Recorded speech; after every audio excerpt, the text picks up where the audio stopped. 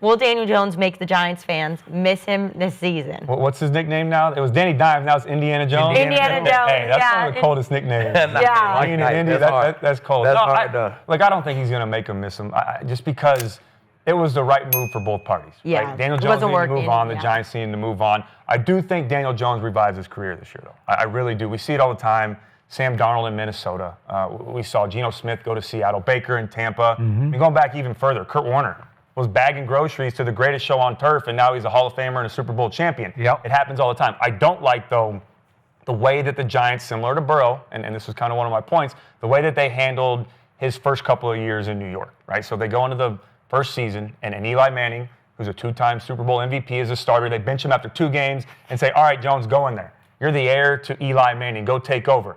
Plays decent against Tampa, has a couple good games, but then it starts falling apart, and he starts struggling. I wish that Pat Shurmur would have handled that differently. Let him sit. It wasn't like Eli got hurt. You're 0-2. Let him develop a little bit. Watch what works. Then if you get to week 8 or 9, then you can throw Jones in there, but they didn't do that. The other thing, 3 different head coaches in 6 years. Yep. That's not a key or a recipe for success for a quarterback. And then he also had some injuries, had an ACL, but that was because he was sacked over 200 times. Those things were issues, while he was there. I'm not saying he didn't do anything good. They went to the playoffs in 2022. They won a playoff game. And I'm not saying the Giants didn't give him opportunities. I don't want this to be all on New York. They gave him probably more opportunities than he deserved. They paid him $160 million and invested in him, which I'm happy he got paid, but I wasn't a big fan of that. But I think at the end of the day, it was right for both parties to go their separate ways. Now, being with Indianapolis, I really believe this is going to be the turnaround for his career. And you go in to Indy, the best part for him is you don't have that pressure as a 6 overall pick anymore, right? You can kind of play a little bit more free. You're not supposed to be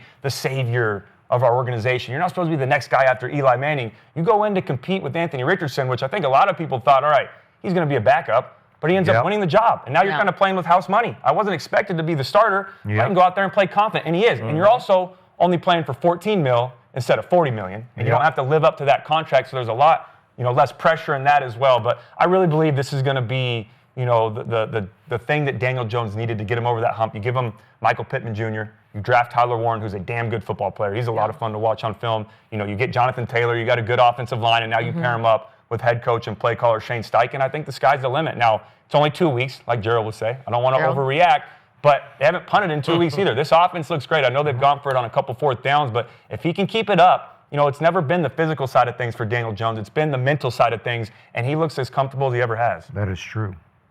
Yeah, I think it's a very impressive start for Daniel Jones. You went up against a tough Broncos defense, and you didn't punt not one time. Like you said, 2 fourth down stops, but it looked amazing. You know what I'm saying? You looked good in the 4th quarter. You drove down, got field goals. A lot to do with Taylor running the ball as well. You know what I'm saying? Don't forget Taylor. No. But if you start like that, 10 touchdowns, what you said, Kenzie, 10 touchdowns to start the year that you're setting records, it's a great start for him. But the Giants fan, not only would they not miss him, I feel like they damn near hate him. Yeah. Shit, he's the reason why Saquon is not in town no more. They see Saquon go do what he do for Philly. And if you ask me, it was Daniel Jones or Saquon. Which one we want to pay? They picked to pay Daniel Jones. So I feel like the Giants fans are still frowning upon that decision. And on top of that shit, they watched Russell throw for 450 yards, 3 touchdowns. Yeah. You know what I'm saying? Moon balls, touchdowns, getting the ball to neighbors. So I think they cool on Daniel Jones. Go do what you do. Yeah. We got Russ playing like this. We got Dart on deck. If Russell start tripping, we got Dart on deck. I think the Giants are good with their situation right now. I don't think they're going to miss him at all. Agreed. I think they will grudgingly miss him by the end of the year because I think he's going to have a big year in Indy. They wouldn't admit it to anybody, especially to a Cowboy fan, but I think deep down, with teeth clenched, they're going to miss Daniel Jones because I think he found his heavenly Valhalla spot. Yeah. This is where he belonged. And I'm going to say this again because I campaigned for Dallas to take this kid in the 1st round. Daniel Jones? No, Tyler Warren, the rookie. No, not Daniel Jones. God, He was ready. What the in fuck? fact, Baker Mayfield once ripped them for taking Daniel Jones, but that's a whole nother issue. But your favorite quarterback, Baker Mayfield. But Tyler Warren, they took the wrong Tyler to me because they took Tyler Booker, and I'm sure he's going to be just fine as their new right guard. Yeah. But Tyler Warren is a stud out of Penn State.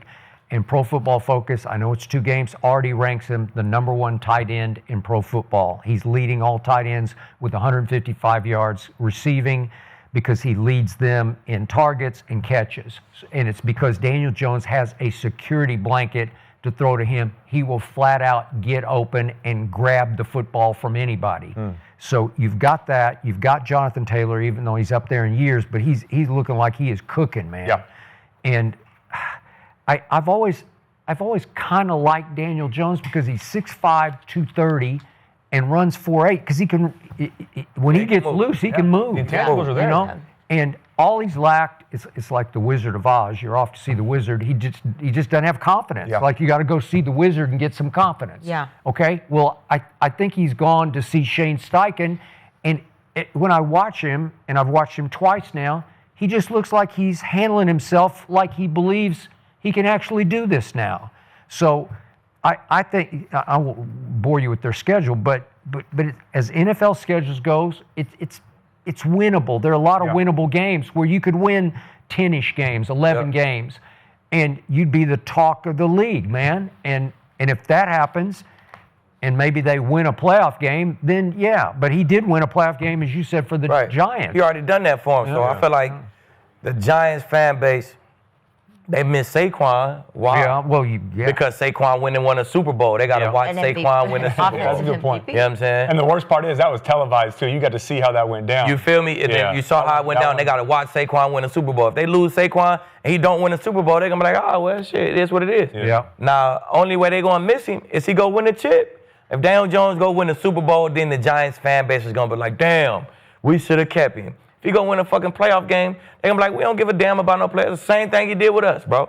So I think even if he wins a Super Bowl, they're still like, because they gave him plenty of opportunities, and they gave him a contract extension. It just wasn't working. I think if he wins a Super Bowl, I still think that the Giants fans are like, he wasn't gonna do it here ever. So that's fine. Go do what you did. Some guys are gonna be happy for him, but they call him Danny Dimes. He's Indiana Jones now. Right, but just for the record, in 2022. He goes 9-6-1, and then goes up and did beat Kirk Cousins in Minnesota and beat the hell out of him. They did. Yeah. Okay, well, he did that. That's not all bad, right? But then they paid him, and he never had that same production, and he gets hurt, and all these different things happen, and it was pretty much the writing on the wall, like, all right, rookie year wasn't great, second year was decent, we win a playoff game, a couple years later with Dable, and all those things happen, and then it's like, we pay you, and now where'd you go? And I know the injury plays a factor, but they weren't having that same production, and he was getting his ass kicked. The offensive line, he was taking a bunch of hits. They gave him a ton of opportunities, so I'm not putting it all on the Giants. I think just the writing on the wall was, all right, it's not going to work out. And real quick, to your point, too, I got to bring this up. That Tyler Warren kid is the real deal. I mean, go watch the film against the Broncos the other day. Steichen dialed it up. He had him at fullback, ends up running a flood concept corner on the left side, and and Daniel drops it in the bucket. I watched him come to USC, and this man played under Andy Kotelnicki, who was the offensive coordinator for Penn State.